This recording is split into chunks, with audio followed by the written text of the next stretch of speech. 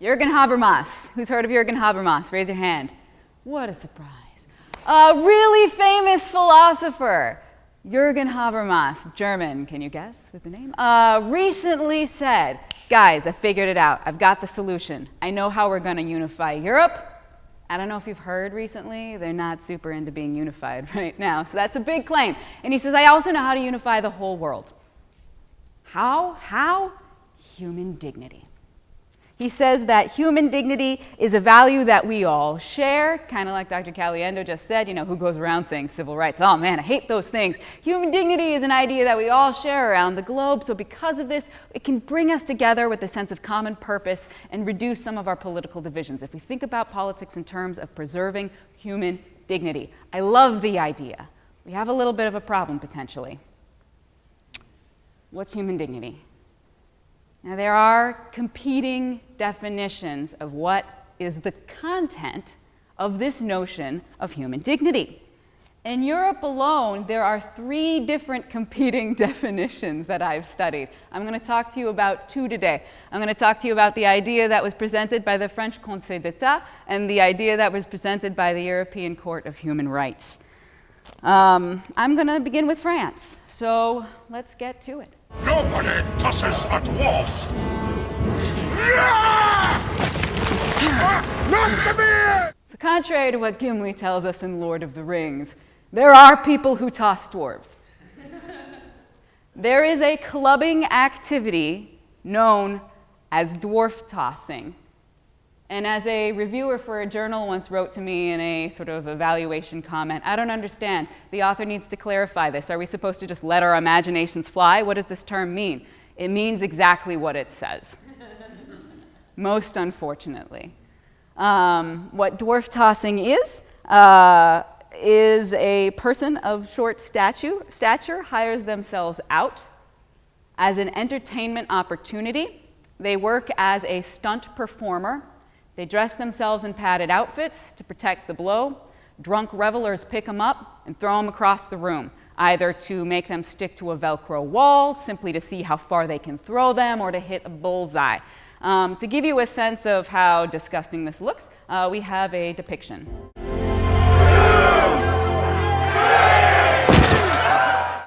Now let's talk about where the entertainment is supposed to derive from in dwarf tossing. Right? What's supposed to be amusing about this? These people are having a good time, right? They're drinking, they're laughing. Where's the entertainment here? Well, first of all, it derives from the notion that dwarves are inherently funny, that there's something funny about people who are grown adults who are shorter than me or you. There's something just funny about that. Think of the clip with Gimli from Lord of the Rings. They try to do a good job with the character of Gimli, but how many times does a cheap joke get shot at his expense in that movie? Not the beard, not the beard. He can't jump past the chasm. He's so short, right? How many times does that happen in that movie? Think about a crazy example, Snow White and the 7 Dwarfs. What pure virginal woman in that kind of fairy tale lives alone with 7 men? Why can she do it? Because they're not men, right? They're just dwarves. They're just dwarfs. So this notion of emasculation, it's funny, they're just entertaining little creatures, right? The media is full of characterizations like this that reduce people of short stature to their height, make dwarfs the butt of jokes. Interestingly, there's a very powerful exception. Who here watch Games of Thrones? Who watches it? Okay, who am I talking about? What character? Tyrion Lannister, right? When people joke at him, he gives as good as he gets, right? This is his sister. Bit of a come down from Chamber of the Hand. Then I don't suppose you need much room.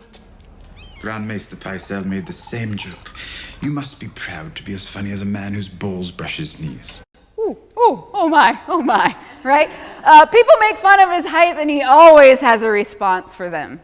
He always has a response. He is a character that we see in the fullness of his humanity. He's not a great guy sometimes, right? If you've seen the show, he's kind of lecherous. He is rarely not drunk. He's got some problems. But he's a full human being. He also, interestingly, is one of the few characters I'd argue who has a really deep sense of honor, or what a human should do, even if he's not always following that and his own best advice. We see him for a whole human being, not perfect. He has some failings, but he's also got a lot of, here is the word, dignity, right? That is within him that he defends. He's painfully aware of the fact that others won't recognize that he is a human being, as this scene demonstrates. You're Ned Stark's bastard, aren't you? Did I offend you? Sorry. You are the bastard, though. Lord Eddard Stark is my father. And Lady Stark is not your mother, making you the bastard.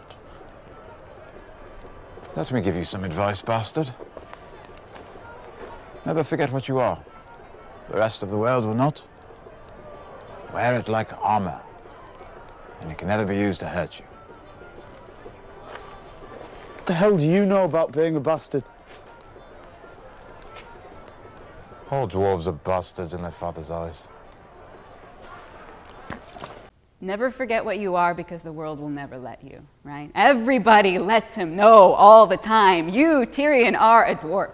He can't get away from it. And so his coping strategy is to always be keenly aware of it, ready to make a joke about himself at others' expense at times. Very clever the way he works that around to help himself out in an argument.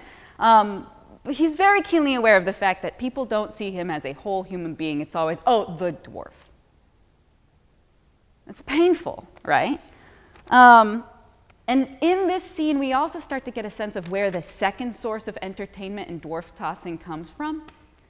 These patriarchal norms of masculinity. That quote at the end matters. All dwarves are bastards in the eyes of their fathers, right? Why their fathers? Because there's something about a dwarf. He's a man, but he's not, right? When we're talking about patriarchal norms of masculinity, there's all sorts of ways that you can define masculinity, right? There's all sorts of content that you can give masculinity. Patriarchal norms of masculinity, we've had them for a longer time. They include a lot of garbage, right? It's this idea that masculinity is defined by strength. You saw that in the scene of the dwarf tossing from the movie The Wolf of Wall Street. What are they throwing on the ground? Cold, hard cash, right? Best capitalist representation of strength right there in some little pieces of paper, right? They're just rolling in strength and cash. The hyper-masculine scene. The guys are screaming and yelling. Everybody's drunk. Not a lot of women in the room, right? Also, this norm of masculinity says that, being a man comes from ownership of things and, traditionally, living beings, right? You think about slavery in the United States, and you look and you scratch the surface, and there's a lot of sort of talk about what makes a man in there. This notion that slaves were not men, they were boys, right? This terrible, terrible legacy that we're still fighting, right? Patriarchal norms of masculinity include this idea of ownership of things and people as things. We see that in the humor of dwarf tossing as well. Here's a very, very distressing scene where the the people from the beginning of the movie The Wolf of Wall Street that you saw earlier, when they're contracting to get the stunt performer to do the dwarf tossing for them, they're discussing, okay, how do we write up this contract so as to avoid being sued, which is their prime concern. Okay. I say we stick with the loophole, right? Okay? If we don't consider him a human, we just consider it an act, I think we're in the clear. Like the Flying Walendas, a lot of those guys died, but they never sued anybody. The important thing you guys got to keep in mind is that these things gossip. They get together and they gossip. They're referring to the dwarf, never with a name, calling him a thing and an it, saying ultimately, hey, in this contract, let's not refer to it as a human. We'll just refer to the act of the dwarf tossing itself, right? So complete denial of the humanity of the stunt performer. This is ugly stuff, right? Not one of the best exports the United States and Australia has given to the world. That's where dwarf tossing comes from, sorry. So not one of our best exports. We can somewhat understand then why France would have said, no. So when dwarf tossing made it to a town in France, this town called Morsang-sur-Orge, the mayor came out, found out this was happening, and said, No, I am not having this in my town. The very existence of this violates the notion of human dignity. All those things we just talked about. Dwarf tossing reduces the, what's the word I'm looking for? The performer, the stunt performer, to their stature, finds humor in them just because of that, and contractually might be discussing them as sort of a good or a product you buy, not a human. Everything about this violates our norms of human dignity. This is offensive. I will not allow it. Well, the performer in question sued. He said, no, I like my job, I want to keep it. The highest administrative court ruled against him. The highest administrative court, the Conseil d'État, ruled in favor of the mayor, saying, the respect for human dignity is one of the components of public order. The authority invested with the municipal police power can ban an attraction that threatens the respect for human dignity. Lots of big words. What's the translation? The translation here is, tossing a dwarf is an offense not just to that individual's idea and sense of human dignity. It's an offense to the very notion of how we should treat other human beings as equal, as people, not as inherently funny, not as inherently different. The very act itself violates the idea of human dignity. Well, what about the performer? He has a name. His name is Manuel Wackenheim. His friends know him as Manu. Here he is here, by his motorcycle. He was not pleased with this decision. Manuel Wackenheim went to the disabilities office years ago and said, do I qualify for disability insurance? And they said, no, you have all working limbs. You don't have any mental defects. We can't give you disability status. You're not handicapped. No one will hire him. Every time he goes in for a job interview, they say, no, désolé, monsieur, mais you are very short. You can't work this job. You can't lift these boxes. You can't, et cetera, et cetera, et cetera, et cetera. He can't get a job. The only job he was able to get was as a stunt performer being tossed. For him, this was a boon. He was finally able to earn money. And he said, you want to talk human dignity? I'll tell you what human dignity is. Human dignity is being able to pay your own way in life. It's having a job, being able to choose what that job is. I can actually afford to live my life when I have that work, and you took it away from me. Or in his more colorful language, whores earn their living with their ass, right? Through sex. Why can't I be tossed in France? Where is the freedom of expression? His lawyer at the time said later, the Conseil d'État, what they're doing is they're deciding happiness, the happiness for people against their will. Manuel Wackenheim was not asking for the state's support. He was not asking for their help. How dare they interfere and violate his freedom? This is one way of viewing human dignity, and it's not the only one. The European Court of Human Rights has a very different way of viewing human dignity. And this case comes about because of a dispute in Belgium having to do with a sadomasochism party gone awry. I tell you nothing but interesting cases, right?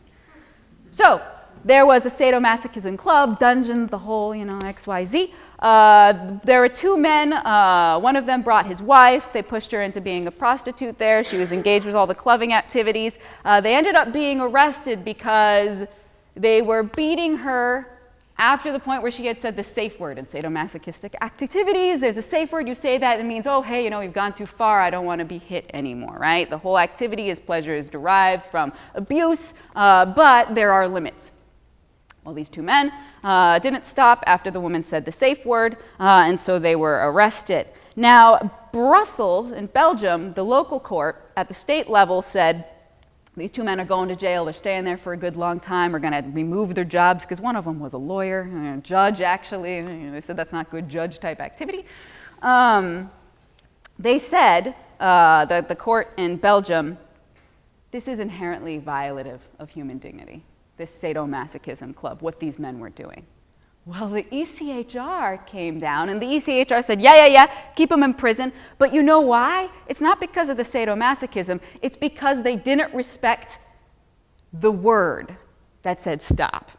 They didn't respect the safe word. The European Court of Human Rights goes to great pains to say there is nothing within sadomasochism that inherently violates the notion of human dignity. Human dignity is whatever you define it to be. So if I were to say, I am into being hit with a whip and have a ball gag during sexual intercourse, as long as I choose it, as long as there is my consent, I'm not violating my own human dignity. I chose that. Now, who are we to tell other people what they can or cannot choose to do? That's a violation of human dignity. To tell others, I won't let you decide for yourself what is good or what is bad. You have the freedom to decide for yourself what you think is fitting, what you think is joyful, what you use to define yourself as a person. These are very competing notions of human dignity, ladies and gentlemen, right? We have one in France where it says, human dignity, that's subjective. It's always the same thing. It's treating people in a certain way. The ECHR says human dignity is subjective. Human dignity is whatever you feel like it makes you feel you're dignified. It's for you to determine. France says human dignity must be protected as a shared community good. It's the abstract definition. And the European Court of Human Rights says, no, protect people's individuals' liberties and freedoms to decide how they want to live their lives. These are so different, ladies and gents. Here, the state protects right. Here, the state is the one who's violating rights. These are very, very different ideas of human dignity. So what is it? What's human dignity? What violates human dignity? Does dwarf tossing violate human dignity? If the stunt performer says, I want to do this, I'm cool with this, this is a good way for me to earn money. Is sadomasochism violating human dignity? If the people involved say, I enjoy this, I like this, I find this fulfilling, well, the answer is, you're going to have to decide for yourselves. Europe certainly hasn't decided. But I'm going to give you a grain of advice, just a little thought before I go. Be really respectful of how other people craft their own personality and their identity. Because how many of you were here and you saw Tawakkol Karman talk the other day? Right? In France, I can't count on my fingers and toes and limbs and brain cells in my head how many politicians would come out and say, that woman is a dupe, she wears a hijab on her head. She is not free, she is oppressed. That did not seem like an oppressed lady to me. It seemed like a really powerful person who had a strong sense of human dignity. And I'm not sure we're in a position to march up to her and say, take that thing off your head, it violates your human dignity. Right? All right. That's it. Done.